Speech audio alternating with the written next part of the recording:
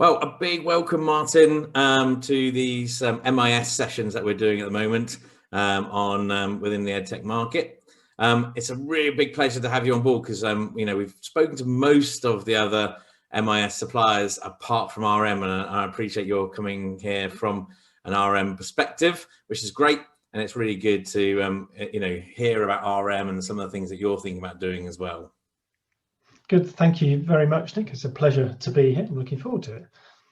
Excellent. No, I'm looking forward to it too. I think it's really good.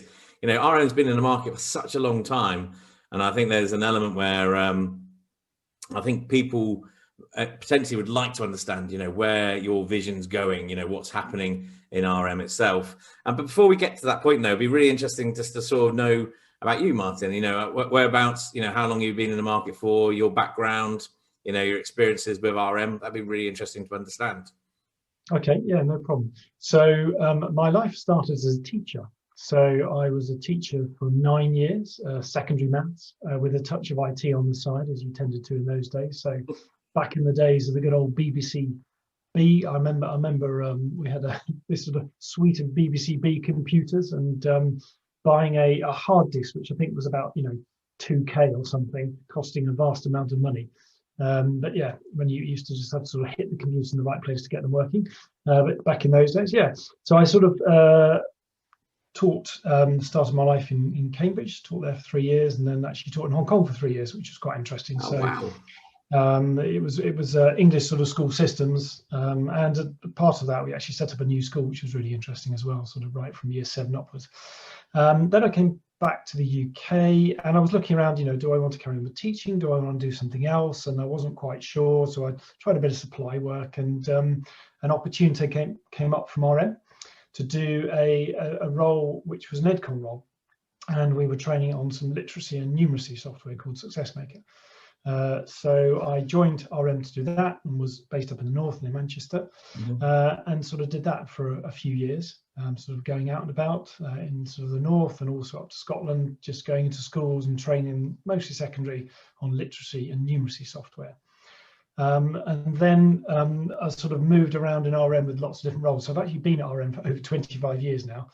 Wow. I'm not the oldest person there, not the longest serving yet, but I think the other longest serving person might be one of my colleagues in support, actually, who's been there sort of over 30 years. So I think between us we'll probably get an award or something, or a medal. But yeah, so I've kind of moved around within the business, doing various different roles, not necessarily, so mostly in sort of the educational space, sort of coming at from an educational point of view, developing different solutions. So I worked in development for quite a long time, doing things like sort of easy maths and easy teach, and developing interactive whiteboard content, which was really interesting.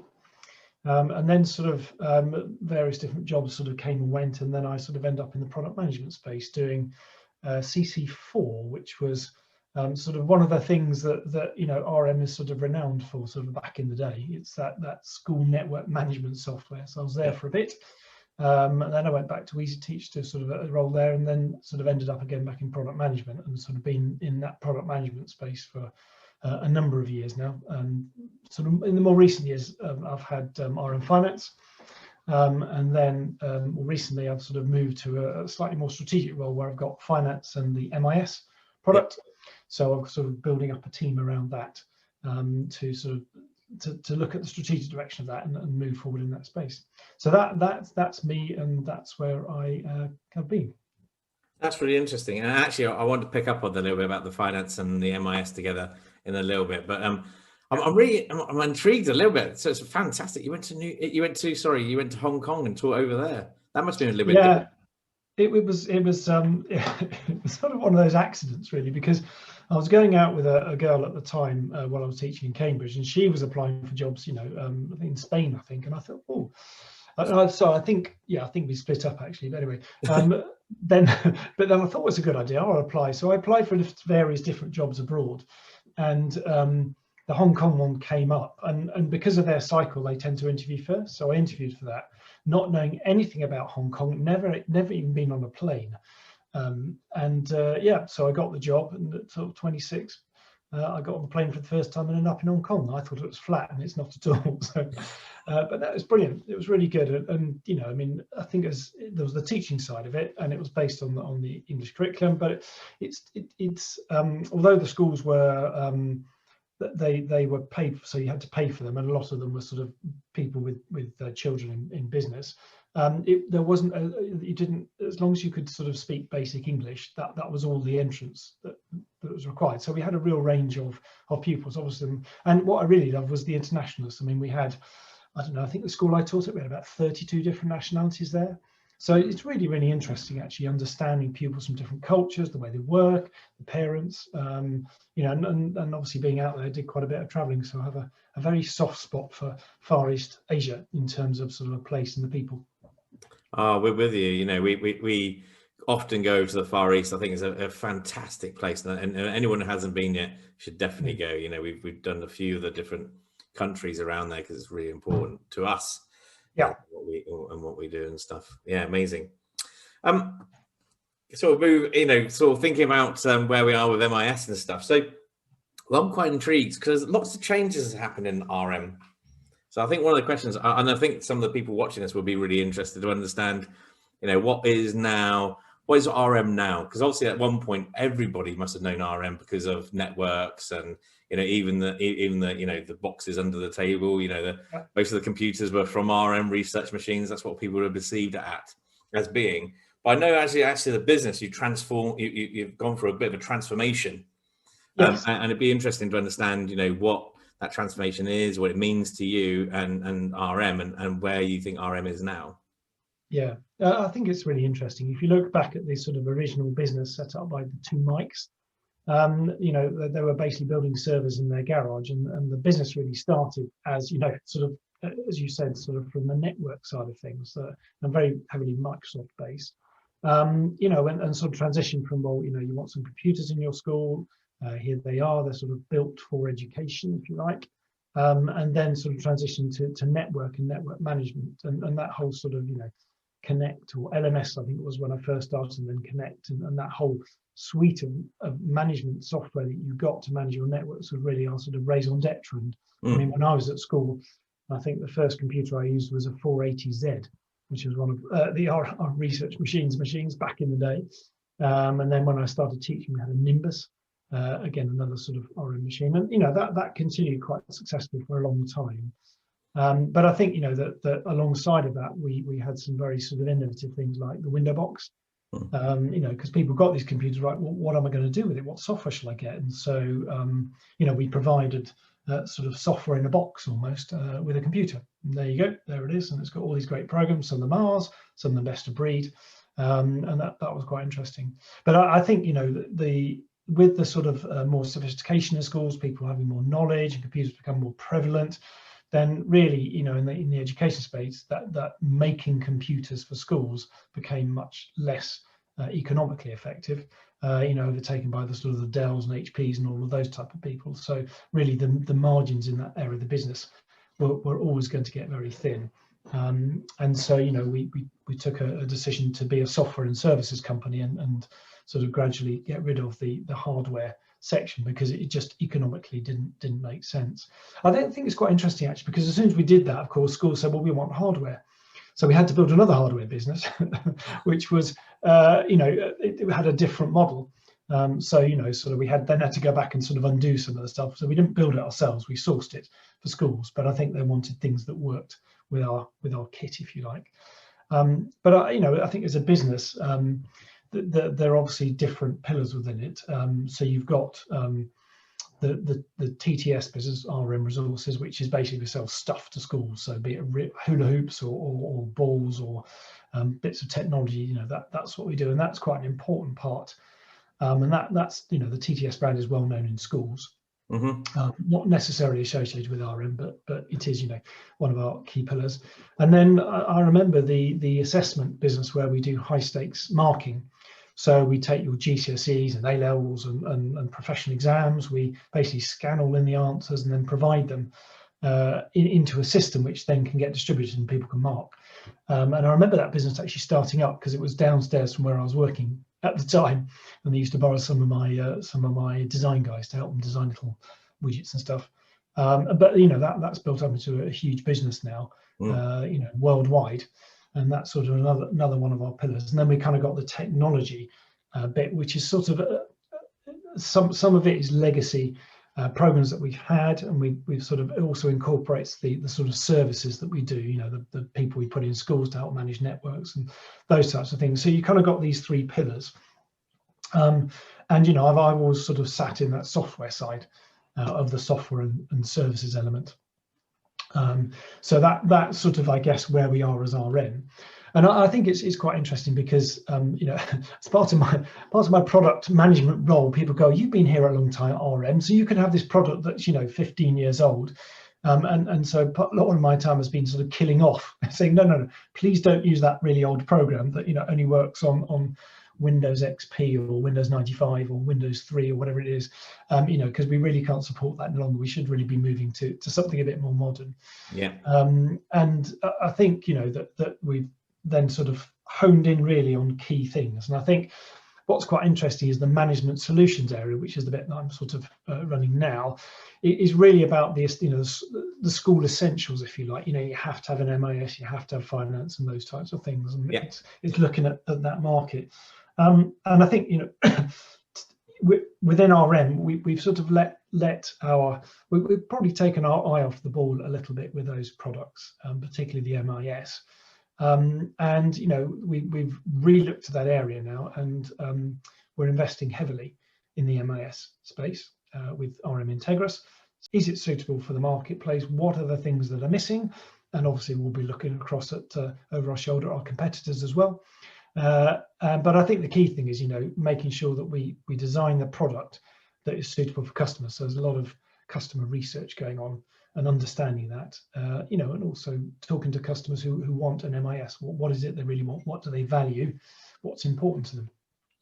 So that's kind of where we are. So it might look as though we've sort of gone away a bit and we're not doing anything, but actually we're back, hopefully with a bang, with our sort of, you know, new investment strategy and really putting some money where our mouth is. And what's quite interesting is from our existing customers, when we've started to look at you know, what we do, you know, they've reacted very favorably. And it's not, I mean, so I'm talking about RM here, but in a wider sense, you know, the market, if you like, is changing. They're more demanding of things. They expect more things. And I think that's, you know, across the space, all of the suppliers are, you know, seeing those changes.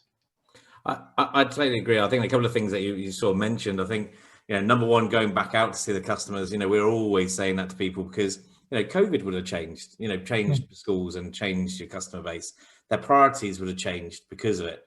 So, and we should always, all of us, you know, everybody in the EdTech market should go back out to our customer base. So I think what RM is doing, you know, is great from that perspective. And I agree. I think their expectation now, I think there was a sort of lack of push from the educators, you know, where they didn't really see necessarily technology as being anything to support them, where I think now they're sort of going, actually, especially after COVID, actually technology can and absolutely does support what we do. And I think that's a great thing, because that means their expectations will get higher. And I appreciate for you suppliers, that means you're gonna have to do more, but actually that's a good thing for the market. Yeah, definitely. And it is quite interesting, Nick, as you say. So one of the things I sort of done outside of work is I was a school governor for 13 years and chair of governors for 8.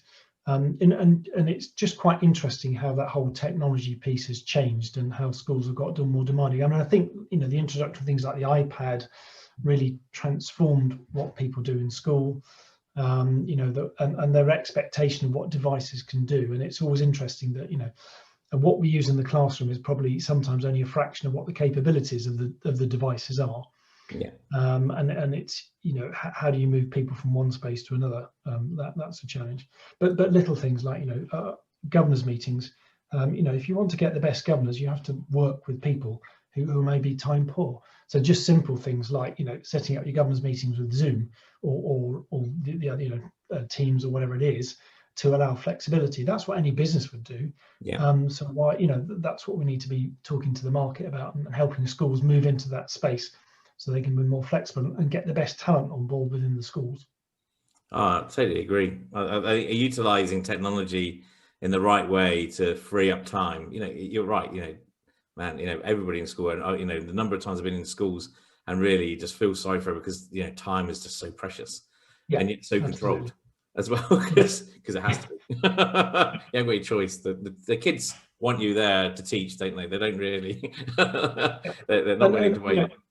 I agree. And you start talking to sort of head teachers, and they are, they recognize they've got to do all this myriad of things, but they're teachers at heart, most of them, and what they want to do is focus on that, the assessment, all the rest of it, and the other stuff that gets in, that maybe takes their time. If we can make that more efficient for them, or give them the data that they need to so you don't have to spend time doing that, then that's brilliant, because it means they can focus in on what schools are designed to do, which is improving kids' progress. Absolutely. And it's interesting because you again picked up on a point you just made. The idea really for all EdTech companies is to reduce the barrier of use and getting the value. Whatever you need to do to, if that means putting in a service which basically holds the hand, if that means, taking away any sort of implementation barriers, all those things need to go away, because actually, because of the time sensitivity in the schools, they need to get to the value quickly and without any pain. So taking away pain is really important. I totally agree with you on that one. In relation to RM, so you're now looking after the management suite. Yeah, that's finance, MIS. So is that and ultimately, so you'll have to excuse a little bit of my ignorance probably, and maybe some of the viewers as well. So ultimately, it is. I know you have got a secondary product. Is it a secondary product that's out there still? Are you going to focus on primary, or is it going to be focused on multi-phase?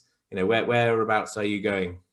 Yeah, I mean, that's a very good question. I think if we analyze sort of the RM customer base, then over 95%, most of them are primary schools.